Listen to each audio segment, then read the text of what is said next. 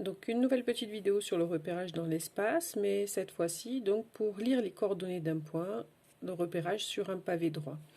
Donc attention ici donc l'axe des abscisses, l'axe des ordonnées, l'axe de l'altitude.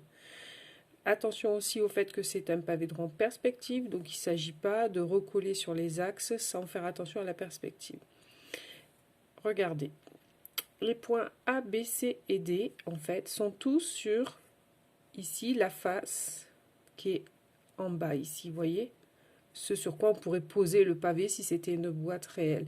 Donc, tous ces points, ici, vont avoir la même altitude que le point B, ici, vous voyez. Donc, tous ces points vont avoir l'altitude 0. Tous les points E, F, G, H sont ici, sur cette face qu'on pourrait dire le toit en fait du pavé. On pourrait voilà, le matérialiser comme ça, le couvercle de la boîte. Donc eux aussi vont avoir tous la même altitude que le point E. Donc vous voyez ici sur cette liste, on a la même altitude que le point E pour tous les points E, F, G, H.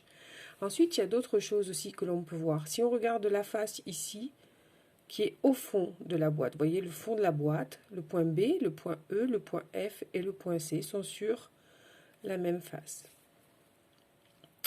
Donc ici, tous ces points, eux, vont avoir la même abscisse que le point B. Vous voyez, parce que cette face, en fait, eh bien, elle a pour abscisse, en fait, tous les points de cette face, même s'ils étaient ici, vous voyez, au milieu, auraient pour abscisse 0, puisque l'axe des abscisses, je vous rappelle, c'est ici. On a tous ces points qui sont au fond, ici, le fond de la boîte, a pour abscisse 0. Donc B, C, F, E ont pour abscisse 0. Vous voyez ?